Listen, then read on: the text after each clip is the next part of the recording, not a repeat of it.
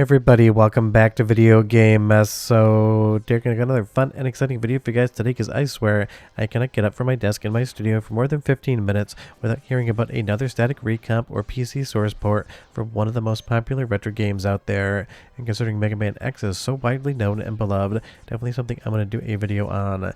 And lately I've been seeing a lot of comments on the channel asking about why we're not seeing more static recomps of stuff like Super Nintendo and Sega Genesis games.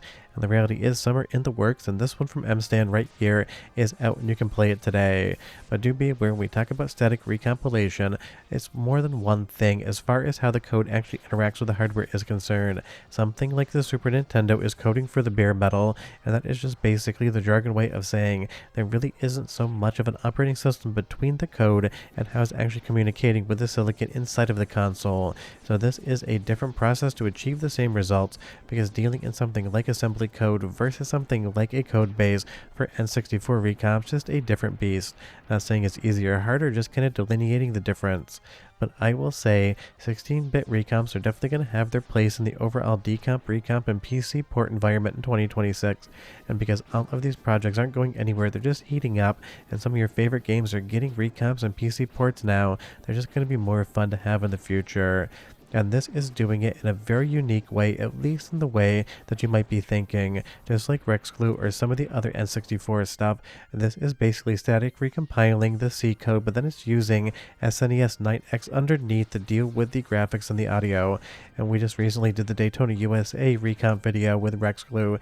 Same exact thing, it is recompiling the code for the actual game, and then although the graphics and audio are being handled in a different manner, and because Super Nintendo emulation is so buttoned up, that does make sense.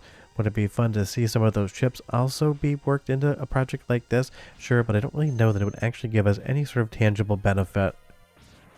But something like a static recomp of Mega Man X would ease development of some more fun ROM hacks, because honestly, ROM hacks from the actual compiled ROM, people know how to do them, they do incredible jobs, but trust me, it is not as easy as one would think. Having to actually go into the hexadecimal and play around with things is a little bit trial and error, a little bit magic, and a little bit pure raw talent, and I am still always impressed just with what ROM hackers get away with when it comes to actually making the ROM hacks when they're only dealing with the dump cartridge contents. It is always impressive, and that is why I always have a spot on the channel for some of my favorite ROM hacks, because it really blows me away what people are capable of doing. So taking a look at the GitHub page here, and I will leave this link in the description below, you're seeing that it's taking the actual code from the Super Nintendo and then recompiling it into native C language using the SNES Recomp framework, which I talked about previously on the channel. So every function of the Super Nintendo's main CPU is then being generated over into a C function so that modern hardware can understand that, and again with SNES 9X underneath the hood for the graphics and the audio. And I will say, playing Mega Man X, and don't be too upset because my gameplay isn't perfect. I recorded this at 2:30 in the morning because we have a healer where the coffee is going to be going to the vet later today. It felt exactly like it should. It was as cruel as it always is, and I took the same death because I was rushing in the game that I always do when I play something like Mega Man X. So as far as the control input and the latency is concerned, because this isn't emulating the actual CPU, it's statically recompiling the code, it feels flawless as far as the actual input and the controls are concerned.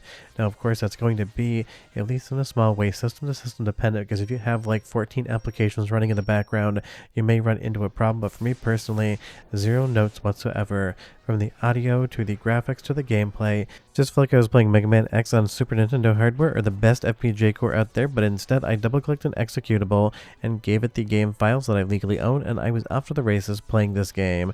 And that in and of itself kind of feels a little bit like magic, because obviously this isn't something that you can just sit down and play on your PC, because Capcom wasn't doing that sort of stuff back in the Super Nintendo days. But let's do the first of two soundtrack samples so you can hear the audio quality and how it is working here in the static recomp. But come back, I'll show you more gameplay footage and tell you what I'd love to see out of more SNES recomps in the future.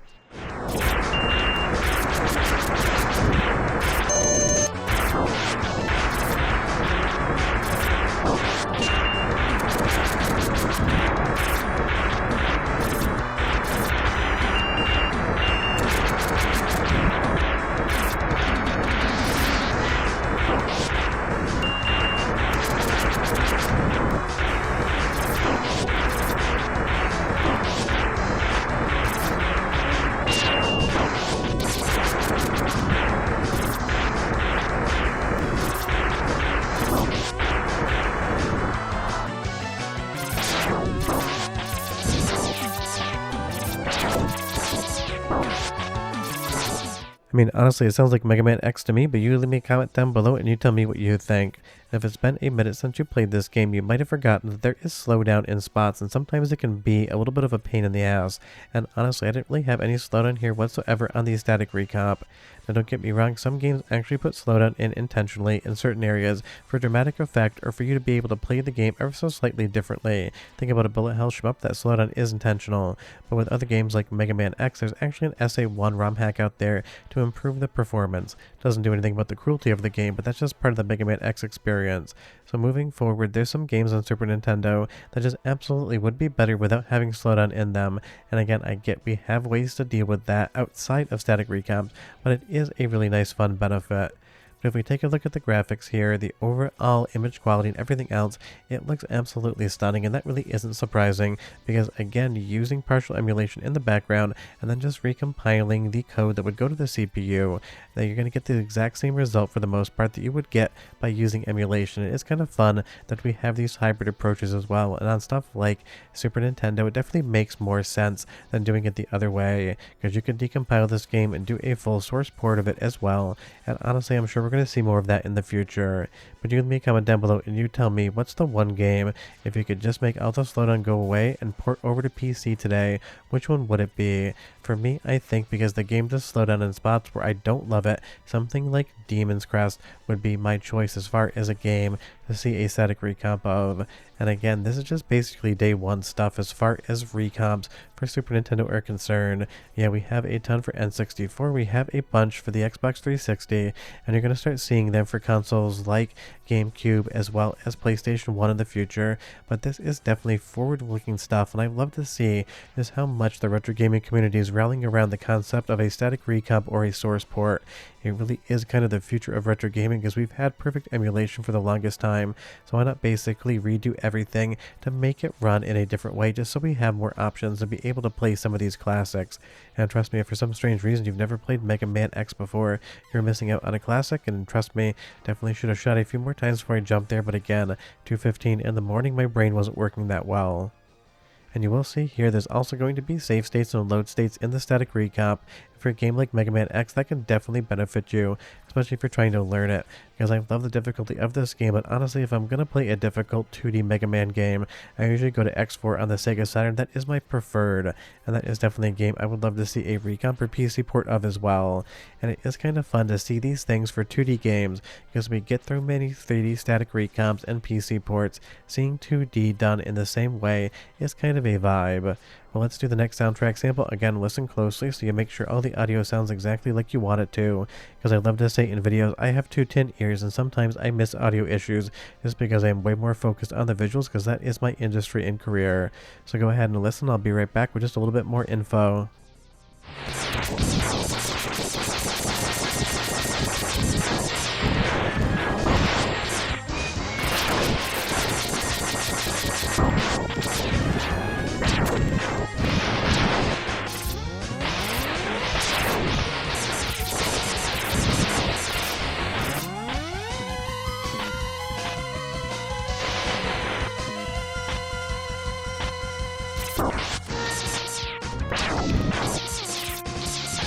So a lot of people have been asking about static recomps for Super Nintendo games, and Mega Man X is here for you today. And I totally get it's not as visually impactful as seeing something like an N64 recomp or source port take a game that ran at frame rates in the teens and move it up to 60 frames per second or better, locked with all better graphics. You're just not going to get the same visual impact from something like a 16-bit game, but that doesn't make the work any less impressive, and it doesn't make this project any less impressive either. And it's one of those things, you're going to see more recomps and source ports in the future. There's some out there that are in development that everyone knows about, and a few that I've seen some previews of that you might be seeing on the channel soon. And they're all going to be incredible, and as far as the concept is concerned, this is just going to keep going and going into 2026, and I'm sure roll right into 2027. But if you have any questions or comments, leave them down below. If you want to try this one out, the link is in the description. Trust me, just be prepared to die a lot. This next death was intentional. See you guys next time. Bye-bye.